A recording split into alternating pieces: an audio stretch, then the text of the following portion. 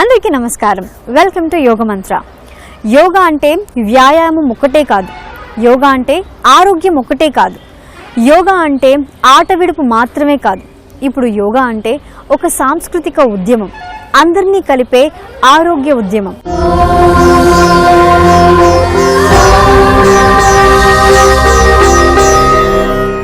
ఇవాళ మన యోగ మంత్రంలో థైరాయిడ్ కోసం సర్వాంగాసనం ఎలా చేయాలో తెలుసుకోబోతున్నాం. అందుకన్నా ముందు ప్రాణాయామంలో నది క్రియ ప్రాణాయామం ఎలా చేయాలో చూసిద్దాం.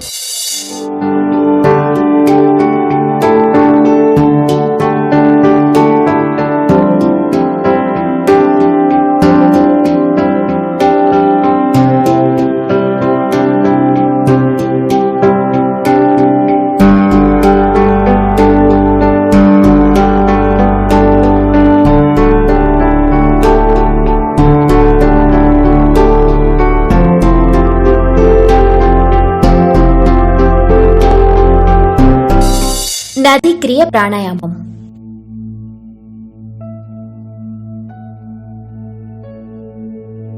ముందుగా వజ్రాసనంలో కూర్చొని జ్ఞానముద్ర వేసి కళ్ళు మూసుకొని కాసేపు రిలాక్స్ అవ్వాలి.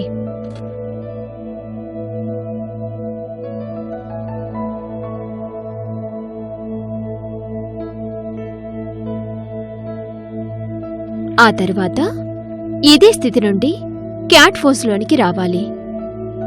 ఇప్పుడు క్యాట్ ఫోజ్లో తలని పైకి లేపుతూ శ్వాసను తీసుకొని తలని కిందకు దించుతూ నోటి ద్వారా పీల్చిన శ్వాసను వదిలేయాలి. మన గొంతుకు ఇరువైపులా సీతాకోక చిలుకలాగా చిన్నగా ఉండే గ్రంథినే థైరాయిడ్ గ్రంథి అంటారు. మన శరీరంలో అన్ని ఫంక్షన్స్ కరెక్ట్గా జరగాలి అంటే ఈ థైరాయిడ్ గ్రంథి తన విధిని కరెక్ట్గా నిర్వహించాలి. థైరాయిడ్ గ్రంథిలో ఏదైనా లోపం తలెత్తితే చాలు, శరీరం యొక్క మెటబాలిజం ఫంక్షన్స్ సరిగ్గా జరగవు. ఇలాంటి థైరాయిడ్ గ్రంథి సమస్య ఉన్నవారు నదిక్రియ ప్రాణాయామం చేయడం వలన థైరాయిడ్ గ్రంథి మీద ఒత్తిడి ఏర్పడి మరలా థైరాయిడ్ గ్రంథి యాక్టివ్గా మారి థైరాయిడ్ సమస్యను కంట్రోల్లో ఉంచుకోవచ్చు. నదిక్రియ ప్రాణాయామంతో శరీరంలో అన్ని నాడులను యాక్టివ్గా మార్చుకోవచ్చు. అలాగే బ్లడ్ సర్క్యులేషన్ బాగా జరిగేలా చేసుకోవచ్చు.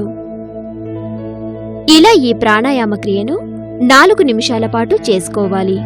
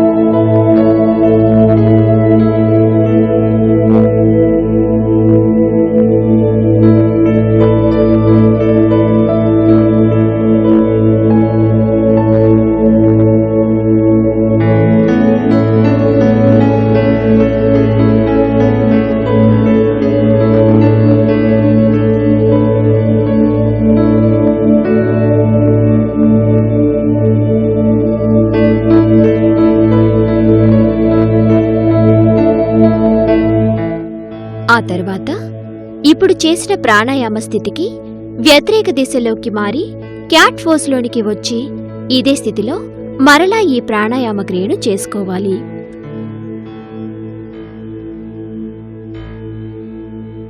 ఇలా ఈ స్థితిలో 40 సెకండ్ల పాటు ఈ ప్రాణాయామ క్రియను చేసుకోవాలి.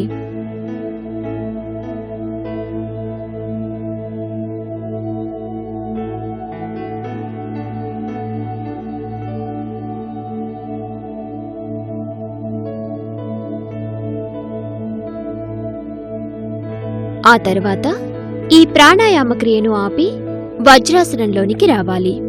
ఇప్పుడు వజ్రాసనంలో జ్ఞానముద్ర వేసి కళ్ళు మూసుకొని కాసేపు రిలాక్స్ అవ్వాలి.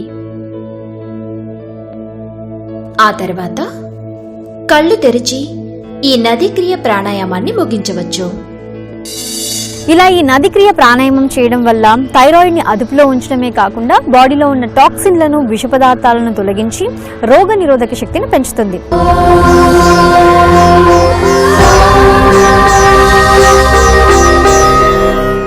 సర్వాంగాసనం చేయడానికి ముందు ఆసనానికి తగ్గట్టుగా బాడీని ఫ్లెక్సిబుల్గా మార్చడం కోసం వార్మప్ చేయాలి.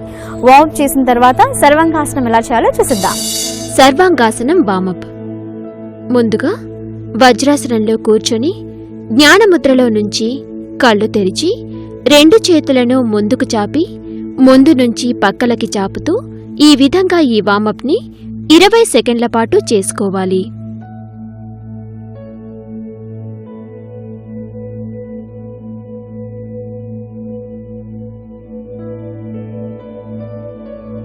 ఆ తర్వాత ఈ క్రియను ఆపి 2 చేతులను మోకాళ్ల మీద ఉంచి తలను వెనక్కి వంచి ఉంచాలి. ఇప్పుడు తలను క్లాక్వైజ్ డైరెక్షన్లో 2 రౌండ్లు, ఆ తర్వాత యాంటీ క్లాక్వైజ్ డైరెక్షన్లో మరొక 2 రౌండ్లు తిప్పుకోవాలి. ఇలా చేసిన తర్వాత తలతో సహా నడుమును కిందకు వంచి నుదుటిని నేలకు ఆనించి ఉంచాలి. ఇప్పుడు ఇదే స్థితిలో 2 చేతులను పక్కకు చాపి ఉంచాలి. ఆ తర్వాత తలతో సహా నడుమును పైకి లేపి సాధారణ స్థితిలో ఉంచి కుడి చేతిని ముందు వైపు నుంచి ఎడమ వైపుకు చాపుతూ ఎడమ చేతిని వెన్ను మీద ఉంచాలి. ఆ తర్వాత ఎడమ చేతిని ముందు వైపు నుంచి కుడివైపునకు చాపుతూ కుడి చేతిని వెన్ను మీద ఉంచాలి. ఇలా 10 సెకండ్ల పాటు వార్మప్ చేసిన తర్వాత 2 చేతులను ఇరువైపులా చాపి చేతి వేళ్లను క్లోజ్ చేసి ఓపెన్ చేస్తూ 10 సెకండ్లు వార్మప్ చేసుకోవాలి.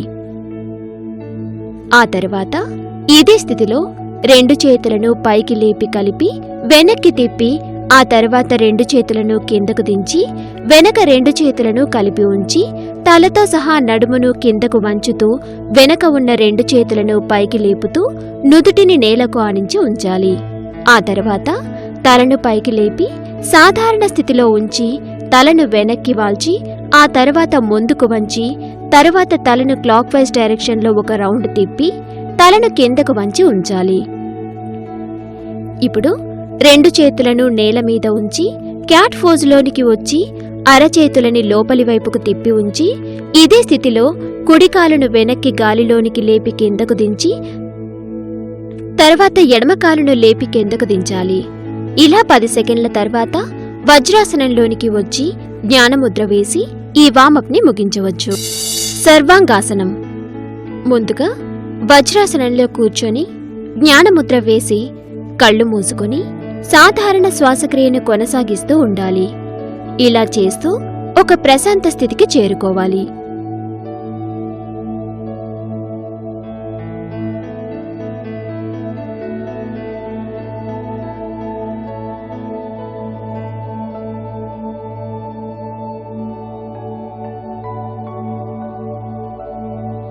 ఆ తర్వాత తలతో సహా నడుమును కిందకు దించి నుదుటిని నేలకు ఆనించి 2 చేతులను వెనక కలిపి ఉంచాలి.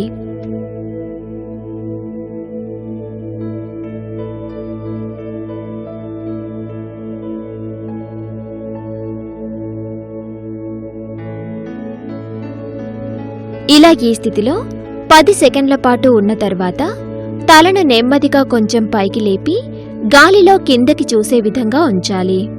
ఆ తర్వాత ఇదే స్థితిలో 2 చేతులను వెనక నుండి తీసి ముందు వైపు నేల మీద మోచేతి వరకు నేలకు ఆనించి తలను కిందకు వంచి నేలకు ఆనించి ఉంచాలి. ఈ సర్వాంగాసనం చేయడం వలన థైరాయిడ్ గ్రంథి మీద ఒత్తిడి పెరిగి థైరాయిడ్ సమస్యను అదుపులో ఉంచుకోవచ్చు. ఇలా ఈ ఆసన స్థితిలో 20 సెకండ్ల పాటు ఉండాలి.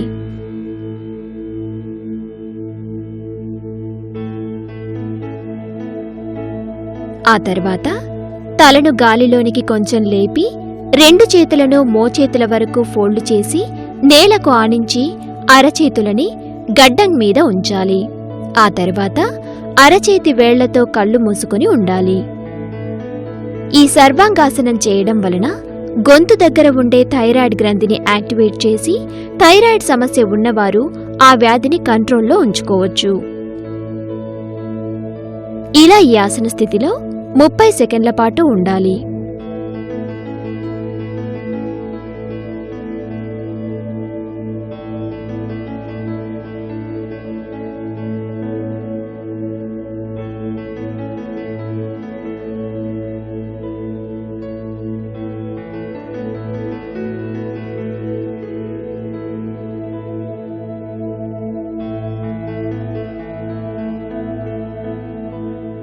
ఆ తర్వాత కళ్ళ మీద నుంచి చేతివేళ్లను తీసి గడ్డం మీద పూర్వపు స్థితిలో ఉంచి కళ్ళు మూసుకొని ఉండాలి.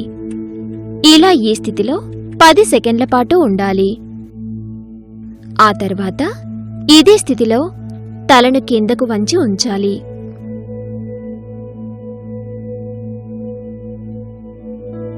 ఆ తర్వాత తలను పైకి లేపి శరీరాన్ని నేల మీద పడుకోబెట్టి శవాసనంలోనికి రావాలి.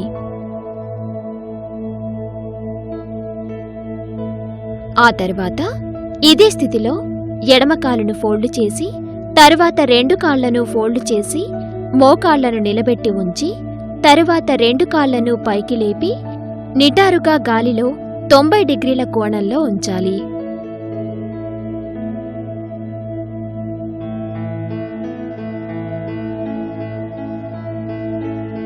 ఆ తర్వాత ఇదే స్థితిలో 2 చేతులను తల మీద నుదుటి మీద ఉంచాలి.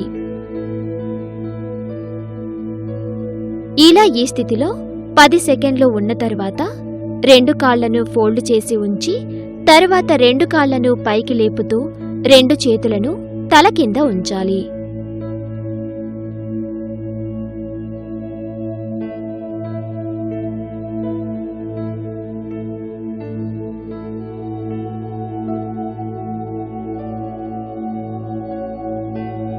ఇలా మరొక 10 సెకండ్ల పాటు ఉన్న తరువాత 2 కాళ్లను కిందకు దించి నేలకు ఆనించి 2 చేతులను జ్ఞానముద్రలో శరీరానికి ఇరువైపులా ఉంచాలి.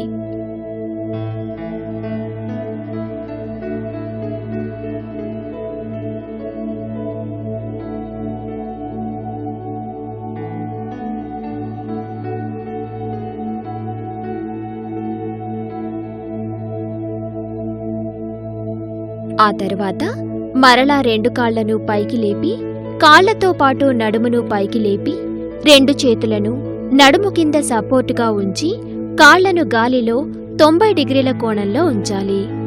ఈ సర్వాంగాసనం చేయడం వలన శరీరం యొక్క బరువును తగ్గించుకోవచ్చు. ఇలా ఈ ఆసన స్థితిలో 30 సెకండ్ల పాటు ఉండాలి.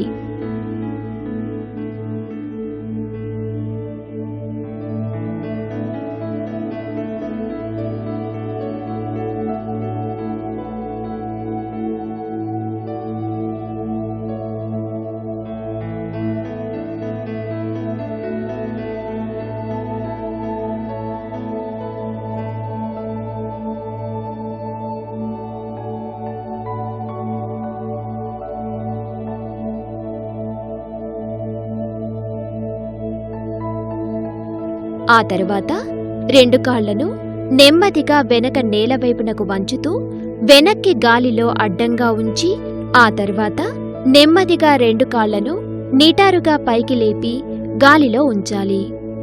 ఇలా ఈ స్థితిలో 10 సెకండ్ల పాటు ఉండాలి.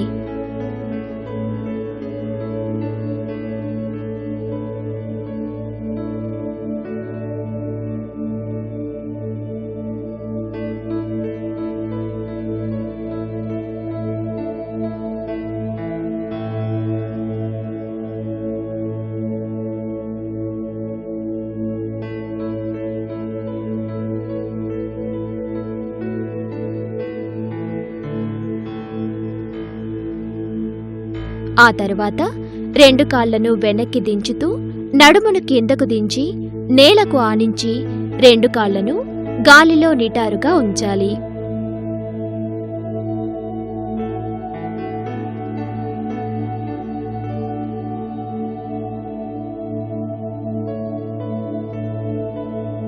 ఇప్పుడు నెమ్మదిగా 2 కాళ్లను కిందకు దించి నేలకు ఆనించి 2 చేతులను పొట్ట మీదే ఉంచాలి. ఇలా ఈ స్థితిలో 20 సెకండ్ల పాటు ఉండాలి.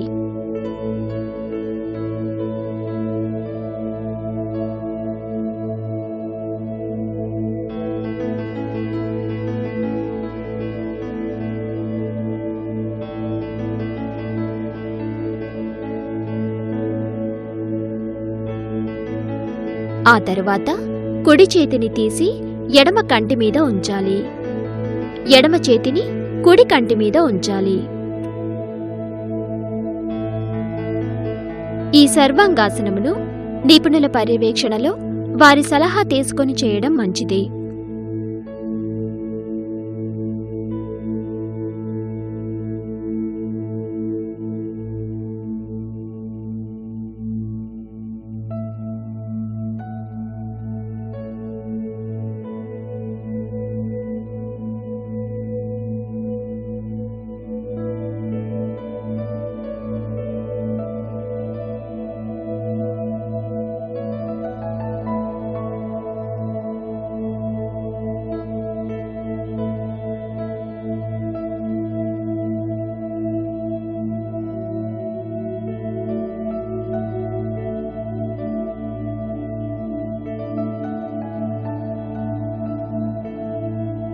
ఇలా ఈ స్థితిలో 30 సెకండ్ల పాటు ఉండాలి.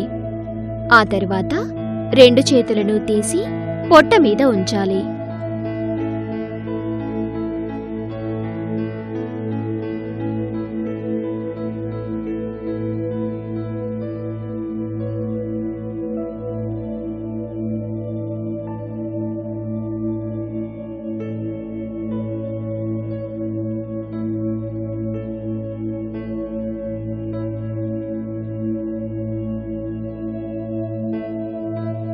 ఇలా మరొక 10 సెకండ్ల పాటు ఉన్న తరువాత తలతో సహా నడుమును పైకి లేపి సాధారణ స్థితిలో తలను నడుమును ఉంచి 2 చేతులను ఇరువైపులా నేల మీద ఉంచి తలను కిందకు వంచి కుడి చేత్తో కుడికాళ్ళు బొటనవేలును పట్టుకుని ఎడమ చేతిని ముందుకు గాలిలోనికి చాపి ఉంచాలి.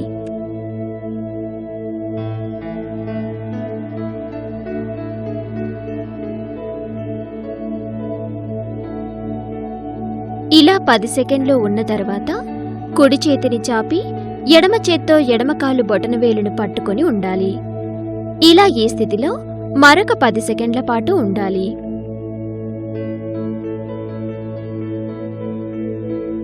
ఆ తర్వాత 2 చేతులను తీసి నేలకు ఆనించి తలను కిందకు వంచి ఉంచాలి. ఇలా ఈ స్థితిలో మరొక 10 సెకండ్ల పాటు ఉండాలి.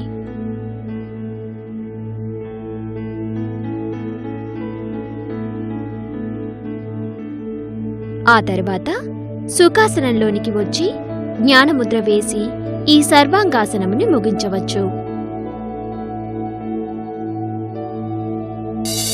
ఇలా ఈ ఆసనం చేయడంతో సర్వాంగాసనం యొక్క సంపూర్ణ యోగక్రియ పూర్తయినట్టు భావించాలి. ఈ సర్వాంగాసనం చేయడం వల్ల థైరాయిడ్ని అదుపులో ఉంచుతుంది. అంతేకాకుండా బాడీ మొత్తం ఫ్లెక్సిబుల్గా దృఢంగా మారుతుంది. ఈ సర్వాంగాసనం గురించి మన ఎక్స్పర్ట్ ఏమంటున్నారో చూసేద్దాం. వెల్కమ్ టు యోగ మంత్ర. ఇప్పటి వరకు మనము సర్వాంగాసనం చూడడం జరిగింది.